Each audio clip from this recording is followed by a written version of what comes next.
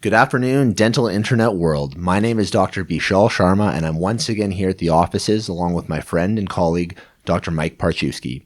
Mike, it's good to see you. How's everything been? So far, so good. It's good to see you as well, and good afternoon to all of our listeners out there. As you can see, maybe in the background, we're into a snowstorm outside, and so we're happy to be inside offering you our podcast today. Everything for us has been going good with COVID and good with our offices. Everything's coming along very well with the new PPE standards and with our team. It's a new normal, I guess you want to call that. I don't know if we want that phrase much, but anyhow, that's us. How about yourself? You know, much of the same. I live in a condo, so no shoveling any sidewalks, which is nice. We're getting back into teaching, which is exciting, but some seminars coming up. And that's actually a great segue to discuss a colleague of ours who's here with us today, who is a worldwide expert on zirconia, also gives presentations on Straumann implant technology and the Primemill technology with Dentsply Sirona. So let me introduce you to a good friend of ours and colleague, Dr. Dhesi. Wally, nice to see you. Thanks for having me. It's pretty cool to be here and join you guys. I've been a fan of your podcast, so I'm pretty excited to be part of it today. Well, we're going to be priming you with some questions, no pun intended there, on chairside zirconia restorations. Obviously, you've turned into a major expert on it. I've seen some of your work. It's phenomenal. And this is great because my area of expertise, Mike, as you know, has mostly been EMAX. And that's been a material that I've been gravitating to over the years. It's something I'm quite comfortable with. But we're starting to make that transition to zirconia. And the gentleman to my left is the primary motivating factor around that. So, Mike, before we start asking Wally some questions, what's your exposure to zirconia? How often are you using it? Are you doing anything in the anterior? Talk us through that, please. So, it's a good question. So, for us, zirconia has been typically in the past has been one of those materials that, while it's very strong, there was often troubles with color matching and also the crowns being hard to bond. And with some of the new materials and the new bonding techniques that we're going to hear about today, I think that has made zirconia now not just a secondary choice for those clencher grinders, but a primary choice in a lot of the things we're doing today. As far as in my practice goes, we've done quite a few posteriors. I've even had some of those crowns milled over at Dr. Dhesi's office. And we've done some single anteriors, but no full anterior cases or anything. And in the past, we've done some full arch stuff where we did EMAX on the front, and then on the back we did the zirconia, but that's so far been my extent. We're more just, like I said, adapting to that, and and one of the things I've been doing is just not only following Dr. Dhesi on Instagram to see some of the new stuff he's doing with the zirconias, but trying to get more involved in it myself. Yeah, historically, obviously, anterior aesthetics with EMAX was thought to be the best method, and of course, posterior strength with zirconia. But as Dr. Dhesi is going to point out, those two are now married, and we can use single materials to accomplish all of that. So, Wally, before we jump into the exciting world of dental materials, how have you been holding up over COVID? You've got two beautiful downtown or peripheral downtown practices. How's everything going with those? Yeah, it's been really interesting to say the least. We opened up one of the offices back in April for emergencies only, and so we were quite busy with that. And then once, like everyone else, once we got open, it was kind of the fear of the unknown, the fear of, will people even want to come to the dentist and all that. And I think you guys can probably attest to the fact that we were, not only were we happy to see people, it's been really busy since, and we've had a great, steady, build of new clients as well as old, and it's been really good. So we're happy people feel safe in the dental offices. I think I just saw a recent article put out. There's been zero transmission of COVID basically across the country, and we're seeing that worldwide with talking to our colleagues in other countries and stuff like that, that the dental offices are safe. They're probably one of the safest places to be. They have been safe before this, of course, yeah. And they're certainly safer now than ever, even with us taking precautions above and beyond what were really great standards to begin with. So I'm really happy. COVID, the whole being away from it and shutting down for those few months really showed me how much I love what we do, and I was really happy to be back doing it. And I've since then working all the time, not traveling like I'd love to, but grateful every day that I get to go to work and do what I absolutely love. And obviously some major advantages now with chairside dentistry. We don't have to jump back and forth between appointments. What else have you had to change? One of the things that I've noticed about your practice is that there's no more canali pants being worn. Yeah. It's interesting. In the past, we always wore, dress shirts and dress pants. And, I put on a pair of scrubs for the first time in 16, 17 years. And I realized how much I loved wearing scrubs. And then, of course, I bought a kind of a nicer set. It looks a little bit cooler. Ended up buying a pair of Jordans to wear, and I love it. And so the funny thing is, when we were talking amongst our business partners at Trek Dental, we were talking about, in the future, are we going to consider? I'm like, there's no way you're ever going to have me change out of my scrubs. They're a permanent fixture in my practice, and I love it. I'm really happy with them. So you're wearing Jordans? The story behind the Jordans is that they were on sale. They were not supposed to be. And I got my very first pair of Jordans in my whole life. So there's a documentary that's going to be coming out regarding Wally's dentistry. It's called The Last Tooth. So keep your eye out. I think HBO picked it up. It should be captivating, I'm sure. Also, further to that, Wally runs a phenomenal Instagram site at The Dental Wine Guy, where he combines his knowledge of aesthetic and cosmetic dentistry along with his advanced knowledge of wine. Wally's on a sommelier track, and being friends with him, I know that my personal wine expenses have gone up considerably because of that friendship. But Wally, talk to us a little bit about that Instagram account and specifically about the wine component to it. Yeah, the Instagram social media thing has been really intriguing, for dentists, and I follow a number of dental accounts, and just the encouragement of others, I just decided it'd be fun to share my two passions, which was dentistry and wine. And the funny things, it's funny how the two have nothing to do with one another, but it's just interesting. Like you just share what you love. It's sincere, it's authentic, it's just my passions. And you can see sometimes I share a bit more dentistry, other times I share more wine, and it was interesting, the following, because there's the dental community followers who, as dentists, we all love following one another, supporting one another, learning from one another. And then there's the wine side, and there's a lot of people who are in the wine community who follow it. And then, of course, then they start seeing the other side. And so it's been really fun. I love it. There's been, for the first time, I'm finally, seeing people actually come to the office because they learned through my Instagram account. So that's been really cool. But more than anything, honestly, it's fun. I just love getting to share something that are both my true passions. Between the hours of 8 o'clock and 4 o'clock, it's dentistry. And then after that, it's wine. Yeah, and I've noticed on that account, I actually think that it works quite well together. And the reason I think is you're showing distinctive, tastes in wine, and the cases that you're showing, I think, are very elite, cosmetic, very distinct cases with really nice photography. And so I think it kind of works nice. You've got your little monogram on the bottom. So I think you've really done a really nice job on the account, putting the two together. And yeah, for me, it's okay. Like, which wine am I going to buy? I'll just scroll. I'm there in the store, looking through your account. And yeah, so if anybody wants to check that out, that's at Dental Wine Guy. Is that correct? Yeah. So I really think that's has been a neat add-on. Now in your Instagram account, I did notice that you also were doing during COVID, some Zoom meetings with wine tastings. Tell us a bit about that. Yeah, what's kind of interesting is that a good friend of mine, Dr. Paresh Shah, out of Winnipeg, Manitoba there, he kind of got a number of dentists together throughout the country just to get these social gatherings. And a few of them knew that I was really into wine. And so he decided to, start by hosting one night a wine tasting with these dentists across the country. And they just picked a couple wines, and then we just went through wine tasting. They actually thought it was really, really fun. There's a dentist down in Denver, Colorado. Her name's Alexandria, and she goes by the Dental Somm, actually. So she's kind of really interesting. Her and I are very similar in that she has a deep passion for wine. She's actually a certified sommelier as well, and she's a really deep passion for dentistry. And even the type of dentistry we practice is very similar. She's very aesthetic based. Our training is really similar. So her and I got along really well. And so just for fun, we put on a couple of these Instagram live conversations around wine, and we kind of introduced a little bit of dentistry in it, and it was good. Like, I was actually thinking, I don't know if anybody's going to bother to tune in, but for the good thing for us is that it's something we love, and so it's really easy to sit there and talk about, and yeah, we got great feedback. So the funny thing is, we get all this great feedback, And we were like, oh man, we should start doing these all the time.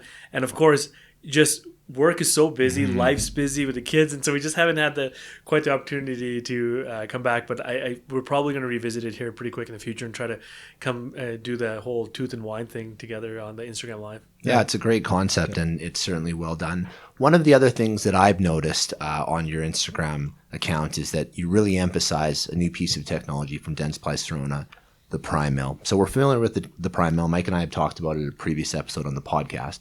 Can you give us some insight, Wally, as to what some of the new features coming out on the Primemill will be?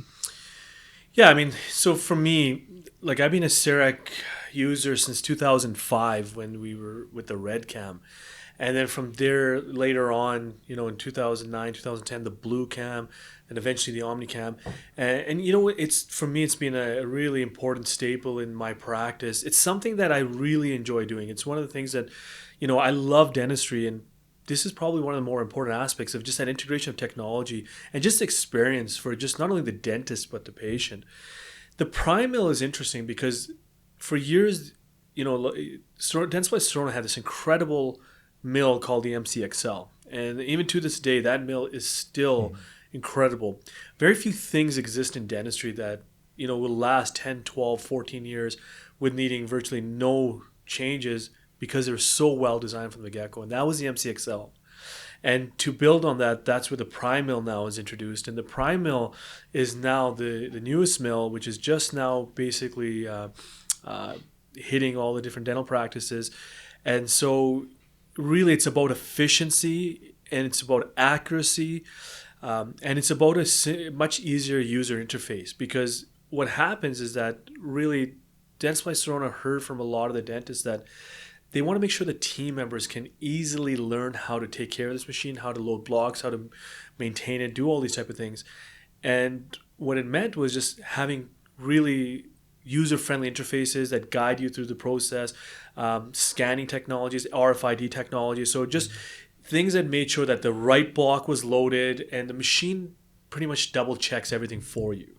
And like I said, but where it really excels out of anything, and there's nothing in dentistry like this, its ability to mill zirconia in under 5 minutes and dead accurately, absolutely accurately. And we're talking about high quality Katana zirconia, CEREC zirconia, Ivoclar's, Zircad Prime zirconia. I mean, we're talking some of the best zirconias out there that can be milled so quickly and efficiently. And it makes now that appointment that was already fantastic even better. Yeah, Wally actually did a online presentation. I believe it was 60 minutes that you had a live patient where you were able to deliver a zirconia restoration, correct? Yeah, and so for us, like, it can be done quickly. It's interesting. So I'm still booking more time because I still love my time with the patients, interaction with the patients. But certainly, we've run into instances where, they were booked for 1 crown, but they should have been 2. It's funny. We don't even have to book any extra time because of how quick and efficient the technology is. And but it's crazy. Like I love using the new Primemill. It's made my excitement even higher, if that was even possible. So for the CEREC users out there that haven't gotten a Speedfire oven and zirconia going, so we're hearing milling times about 5 minutes or under 5 minutes. What about the time in the oven? Is there a difference between an Emax in the oven and one of the zirconias? Yeah, good question. And I think we'll touch a little bit more about Emax because it's one thing. It's really important for people to understand. Glass ceramics, particularly the lithium disilicate or the lithium silicate glass ceramics, are amazing, and they still will have a place in dentistry for a long time. There are people who still will exclusively use it. I exclusively use that for years and years. In terms of the whole workflow with Emax is that we did have to put in the oven for about 15, 16 minutes or so. Zirconia, and that was called the crystallization phase. This is a little bit different in that it has to be sintered. And up until now, sintering has been, would take anywhere from as little as 8 hours all the way up to 16 hours to fully sinter zirconia. And it's Dentsply Sirona who introduced induction technology to bring that time down to 18 minutes. So when you look at the comparable in terms of Emax versus zirconia, you're looking at very comparable times. In fact, we find the zirconia probably cools a little quicker, so it's pretty much a wash between the two materials. So you certainly still need that post-processing, like the post-mill processing of either restoration. But yeah, I mean, it's incredible that we can sinter zirconia. And in terms of, do we give up any physical properties when we sinter zirconia that rapidly? And the research has shown very clearly zero degradation of any physical properties on any of the zirconias, whether it be the 3Y zirconias, 4Y or 5Y zirconias, that they can actually sinter that rapidly without giving up any quality at all. And is there a differential when you're going to be milling a 5Y more aesthetic zirconia versus the stronger 3Y? Is there a time differential? Not really. Not that I've noticed. Because really, so the two zirconias we primarily use in our practice are CEREC zirconia by Dentsply Sirona. So that's your high strength 3Y zirconia. And then you have your Katana zirconia, which is to be honest with you, I was always under the impression it's 5Y, but it may actually be a 4Y zirconia. So here I am supposed to be this expertise on this, but I actually think it may be a 4Y. But either way, it's a more aesthetic zirconia. And milling times are about identical between the two, and sintering times are virtually identical between the two. One just having more like inherent strength properties, but then you're giving up aesthetic properties, and then the other one, of course, giving up a little bit more strength, but much more aesthetics. So the on that note, just for the people out there, can you explain a little bit more about, because what we know is that it's basically a structural change in the zirconia that allows us to have the strength but better aesthetics. Can you kind of describe to us what the 3Y, 4Y, and that entails? Yeah, absolutely. I'll give a quick... And most importantly, where yttrium is mined and what the mining process is specifically for it. And should we invest? So Yitrioxide, it's basically a stabilizing agent used in zirconia. And so what happens is that when you're going through phase shift, if we have more Yitrioxide, so that 3Y actually, when you hear 3Y, 4Y, 5Y, it refers to essentially the mole weight of the yttria content. So when you have something that's 3Y, it actually has less Yitrioxide versus 5Y has more. So when you have more Yitrioxide, essentially you have more stabilizer. So it allows for there to be more of a shift into that cubic phase, which is a more translucent phase, essentially. And so when you do that, that's where we get the aesthetic properties. But when we have more Yitrioxide, we do end up giving up some of that strength. So anyways, like what people just really need to know is that 5Y means it's higher Yitrioxide, just so that means we have more zirconia in that cubic phase, and which essentially means more translucency. And that's basically what it is. And the strength aspect, I think, for the Katana, it's still over 700 megapascals for biaxial for axial resistance, 1100 for Dentsply Sirona. So still stronger than Emax restoration. It is, and we're still finding so the interesting thing is it's really complex in the nature of materials of like flexural strength is something we've always all as dentists like, how strong is it, how many MPa is it, right? Mm-hmm. But it's actually a lot more to it than that. So the one thing we will find over time is, like the fact that it is stronger than Emax, what's the clinical relevance of that? Is there something else that we're giving up? Because the one thing is that zirconia generally has always had the benefit that it can be cemented. Mm-hmm. And whereas Emax, if you cemented Emax, you give up a lot of strength. So Emax technically should be always bonded. Well, this is interesting now with the new types of zirconias, that if we're cementing them, are we giving up certain properties? And right now the preliminary answer is no. But I just recently heard from from the Carrari Symposium that technically you should be bonding those. They do actually believe we may be giving up certain strength properties as well. So, like I said, zirconia is interesting. Most dentists like zirconia, a lot of use it, but we're going to be careful because there's different types of zirconias, mm-hmm. and we have to be careful how we handle it, how we treat it, and so really the most forgiving of them is the 3Y, but it's also the least aesthetic of the bunch, right? So. Yeah. So recently, on your Instagram account, you had an amazing anterior aesthetic case you did with zirconia. Looks stunning. Can you was that lab fabricated, and can you how did they create that kind of aesthetics with that? Yeah, and I love the CEREC. For the anterior stuff, I do think there's a lot of artistry involved in it, and for me, that artistry is best in the hands of, in my case, I'm working with a master ceramist. His name is Ahem, and he's over at the Orem Group, and he's just exceptionally gifted at it, and he's just his ability to manipulate the material and to give these just stunning looks. So I love zirconia. So in those particular cases, we use Zircad Prime by Ivoclar. It's a wonderful material.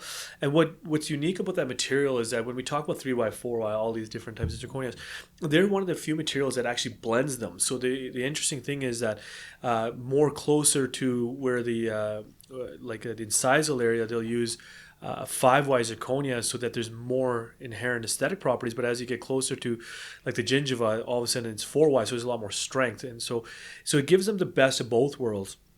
And so the material is multi-shaded as well. So then on top of that, as being monolithic, you have different shade built into it. So now all of a sudden you have a lot of cool things that you can do with it. But zirconia on the anterior is interesting. It's definitely getting to the point where it's really promising and really looks good.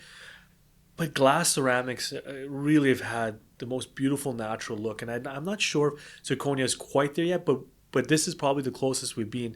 One of the big things what we find ourselves doing is I love monolithic restorations. Mm-hmm. Monolithic restorations, we're not worried about the veneering ceramic breaking off, which was a big problem in the past with zirconia, which, by the way, is no longer a problem. It used to be a big problem. It was just because of not understanding, using principles for PFM were applied to zirconia and they didn't work, right? Veneering ceramics that worked for PFM didn't work for zirconia, which we found out the hard way. Everybody at this probably table has found out the hard way. But going back to this thing was we do micro layering sometimes in our aesthetic cases. So what that basically means is that just on the facial surface, we will micro layer feldspathic, like translucent zirconia, sometimes on the facial of it, if we believe that the benefit is significant. Because with any time you're putting a layering ceramic, you are taking some risk that at some point it could delaminate. But again, it's really important to work with labs who understand the materials really, really well. Because if they use the correct ceramic, the layering ceramics, and if they the veneering ceramics, and they use the correct methodology, and it is a bit technique sensitive in terms of how they cool it and how the materials work together, that you can get incredible fusion of these. So when you see the zirconia cases on the anterior, we are using in some instances micro layering to give it just a little bit more depth, and then that's where like Ahem is able to just create beautiful restorations that honestly, like when you see them, you never believe these are zirconia. And so talk to us about the non-anterior aesthetic restorations that you're processing then, Wally. So in terms of how you're finishing those restorations after they come out of the Primemill, are you pre-polishing? Are you glazing? What are the indications? And then I'm sure our listeners are going to be immensely interested to hear your protocol on bonding zirconia. It sounds like you're gravitating away from cementation. Yeah. And so what most dentists have never seen is what zirconia looks like when it's milled, right? So they come, generally labs get them in these pucks. In our case with the CEREC, we end up getting these in blocks. But if you see it, it just looks like, it almost looks like chalk, right? And so that's when zirconia this is in its pre-sintered state. And when we mill it, it's actually like, very weak. I mean, if you drop it, it could easily break that piece. And it's also quite large. It's 25% larger than your actual finished crown is. What happens is that on the side of the CEREC user, we can polish at that stage, and we call that stage the green phase, right? So that's where it's pre-sintered, it's large, chalky. We find the polishing is very quick and easy to do. We use a Meisinger polishing kit. The CDocs has a really nice kit put together with all the necessary polishers. And so what we find is when we polish at that stage, when we go to sinter, we get this restoration that is very, very highly polished, and it's just a bit of finishing polish. Now, the interesting thing is that we talk about zirconia. So for, again, those dentists who've been around long enough, we were always ingrained in our head, zirconia is bad against opposing dentition. We know now that is completely false. What's really important is that if zirconia is polished really well, it's as gentle to opposing dentition as natural tooth structure is. And so that's where they're finding that best surface for zirconia is a polished surface. Glazing is nice because it can give you a little bit of a nicer look. But even if you glaze, you should technically go back and polish the surface. So what we find is that we can polish these restorations using a really simple polishing process. And my assistant is really, really good at it. This week it was just, I remember her kept on like showing me her crowns are polishing, and honestly, they look glazed. So what we find in the posteriors, we're not glazing really anymore. We just don't see the benefit. Actually, I think it really does very little if you polish well. So it's really important to get a good polishing kit. And again, just get quick. You can get really efficient at it. It shouldn't take too long. And then from there, we're going ahead and putting them in. So that's where we're able to maintain the efficiencies. We get these beautiful looking restorations. And we don't have to glaze, because glazing will be another cycle if we decide to do that. It's about another 9-10 minute cycle. It's not the end of the world if we decide to do it, but I find it's really of little benefit. So if you were, or when you do delve into anterior zirconia, would you be glazing at that point? I would. And we do play around with, like, because the thing is, depending on different patients, some just for fun we'll do it. For anteriors, it definitely can help it look a little nicer, but anywhere any adjacent teeth. So if your lowers are occluding with the lingual of that thing, I would be polishing those surfaces. So on that note, let me just ask one question too. Is you talk about the polishing being critical on the zirconias. I've also heard that tissue contouring to abutments in zirconia are far better polished than they are glazing, and that tissues will actually adhere to the zirconia surface on the abutments. Have you seen that as well? Absolutely. When we're doing abutments now with zirconia, we're polishing it, and you're seeing, polishing has so many benefits, but absolutely, they're actually seeing, the ability for, soft tissue to essentially create a seal around that, because there's attachment to these polished surfaces. So we're finding zirconia to be such an incredible material the more we play with it. And it's funny, you talked to me 2 years ago and I liked it, I didn't care so much, but the more I delved into it, the deeper I went into it, the more I'm just like in love with this material, and it's become very quickly a tremendous part of my practice for these type of reasons, for sure. And I think one other question I know I want to get in while we still have you is, so you talked about bonding and cementation, and there's two ways to do that. Can you just give the listeners, because that's one of the big questions people always ask is, well, how do we bond, or what do we do with the zirconias to get them to hold?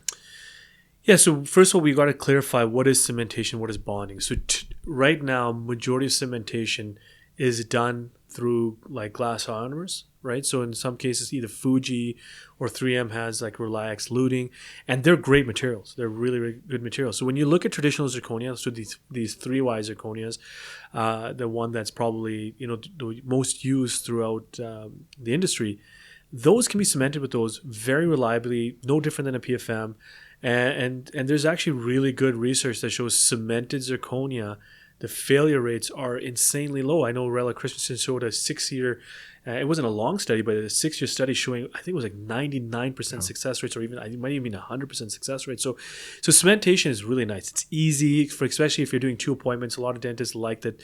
Oftentimes they don't have to anesthetize their patient. So it's forgiving and it's good. And I think that a lot of dentists should still consider doing that. The one thing that even I never really understood this is that zirconia can be bonded. What's crazy is that it can be bonded as well as glass ceramics. So when we're using glass ceramics in restorations that are very adhesively based, meaning that we're not worried too much about resistance retention, we're more about bonding to enamel. It's interesting, the whole time that I thought, well, zirconia can't be bonded.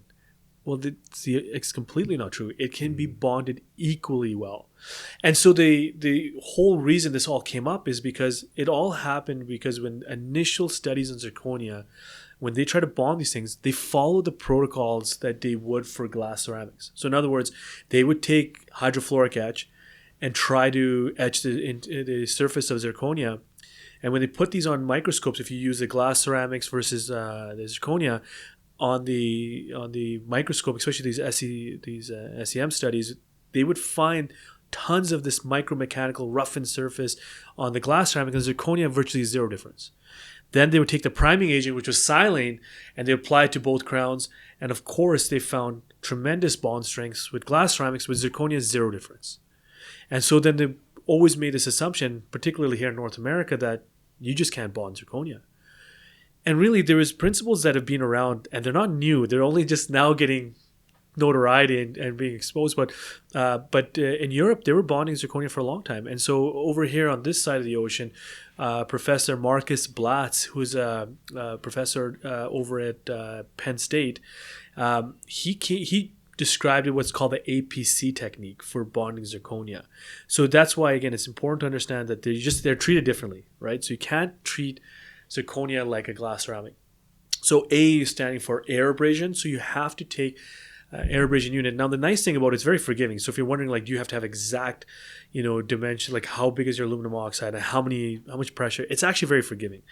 For us, we use Prep Start. I actually have a different air abrasion unit in my other office, but we just set it at around 43 PSI or something like that, and 27 micron aluminum oxide. And you're just kind of holding it, probably 1 or 2 centimeters away, and you're just at a 45-degree angle, just air abrading the interior surface of the crown. It doesn't take more than 10-20 seconds to do that.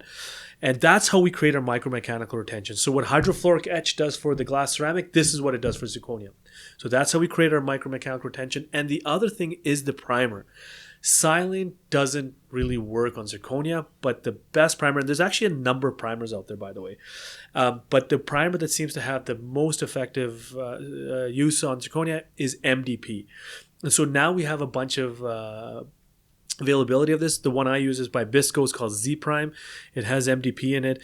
I'm a little bit leery of the primers that have both silane and MDP. And this is the part this is where I get this information from others, so I hope I'm not misconstruing it. But my understanding is that the two primers are stable at different pHs.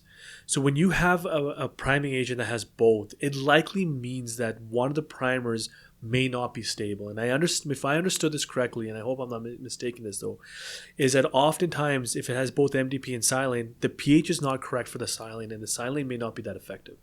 So for me, we just use silane on glass ceramic, completely separate system, and we use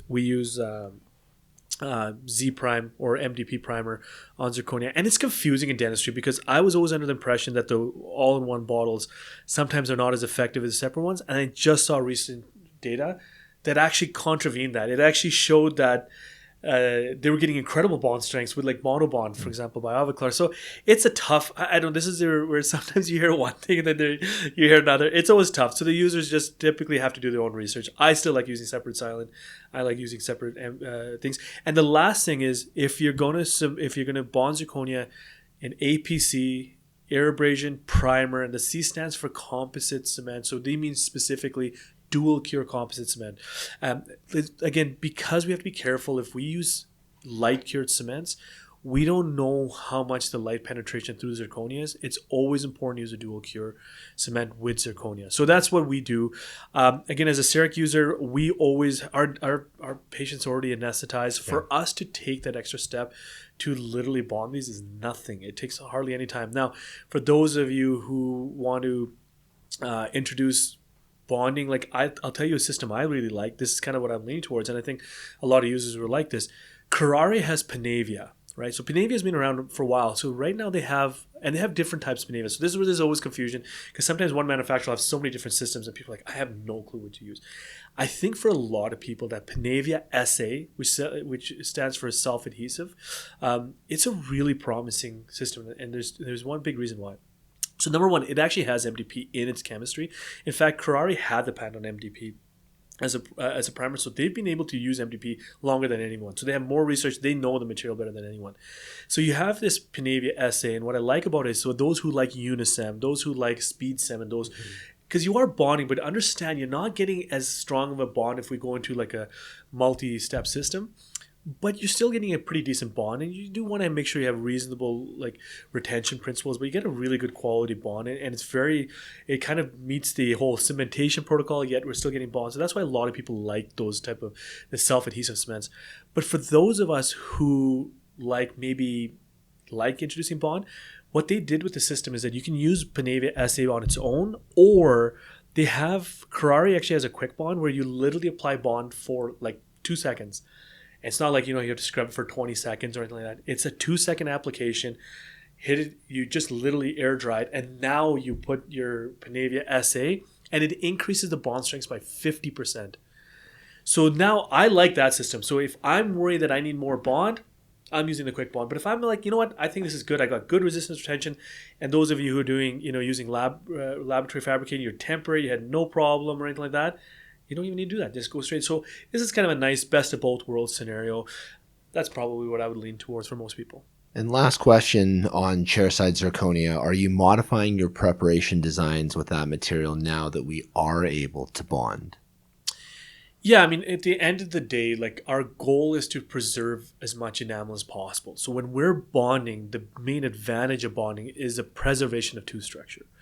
And so oftentimes it means that because if I'm really concerning myself with resistance and retention principles, particularly on posterior teeth, it can be tricky. So you're oftentimes making sure you have adequate height and all these things.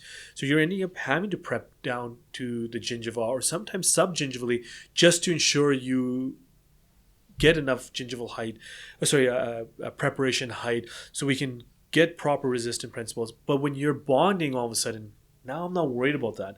And I find bonding way easier on like, for example, second molars, because I don't have to worry about dropping my margin so deep. And especially then as a CAD-CAM user, it's so easy to scan supragingival margin. So there's so many advantages to bonding, and I like doing it when we can. I know for some users, if you're temporizing these, it can be tricky when you're trying to be really conservative. The temporaries can be a pain in the butt because then they're dealing with patients coming off and stuff like that. But really, you look at all the data. You look historically, there's been so many people doing it. If we can predictably bond these zirconia restorations and we can preserve healthy tooth structure, the patient's going to be better off long term on it. Yeah, I know in previous podcast, Vishal had talked a lot about the fact, and I never had kind of put it together, that a lot of the design structure for prep design was based on temporary staying in place. And I thought, hey, that makes sense. It kind of blew me away because, as a CEREC one crown, one appointment user, I'm not really doing temporaries. And so you never really thought of it that way. But actually, you think about it, if you're always doing temps, you have to think in your design about the temp design so that that's not coming off and you're getting this person coming in for 4 times to get this temporary cemented.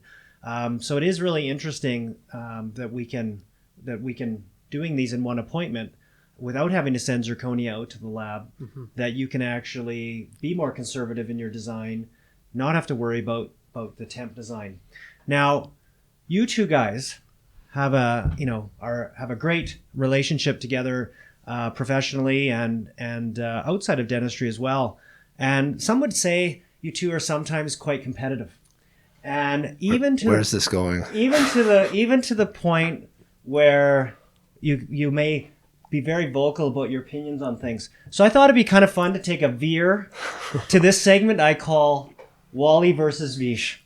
And so we're going to ask a couple quick questions. It's called the speed round here, where we're going to just give quick 1 or 2 second answers on these topics. Here we go. And so do we just have to chime in, or you're going to ask us directly? Well, I'll throw it out and you guys chime in. Okay. So first thing, Calgary Flames, Edmonton Oilers. Calgary Flames. Oilers. Okay. Italian wine, French wine. French, Bordeaux. Yeah, tough one. It's my mood, but lately Italian. Mr. Barolo over here. Okay. Filet mignon versus ribeye. Ribeye. Filet. You see where I'm getting at here. Japanese versus Irish whiskey. Japanese. I think we're both going to pick Japanese. Okay, Wally and I were actually in Tokyo a little over a year ago on a culinary and whiskey tour, and it was just a phenomenal trip. So Japanese whiskey. Okay, so we have one thing in agreement. Titleist Pro V, Callaway Warbird. Well, Titleist Pro V until I found out from Vishal that I'm a shitty golfer, and that's the wrong ball to use for a shitty golfer. So sorry about my language there, but so I guess Callaway. Pinnacle. I'm an economical guy. I don't worry about the compression strength of balls, so Pinnacle.